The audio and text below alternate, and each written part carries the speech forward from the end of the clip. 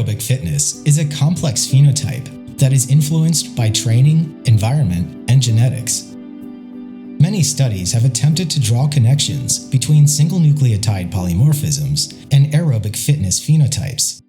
Two commonly studied markers are located in the genes encoding PPARG1A coactivator 1-alpha, or PGC1-alpha, and the beta-2 adrenergic receptor. PGC1-alpha is a protein that regulates metabolic gene expression and promotes the formation of new mitochondria.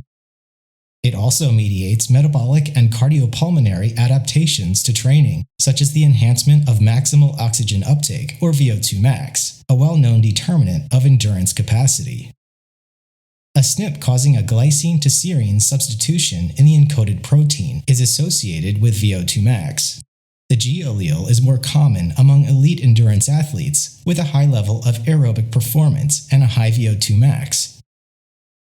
The beta-2 adrenergic receptor contributes to cardiopulmonary responses to aerobic exercise, such as increased cardiac output and vasodilation.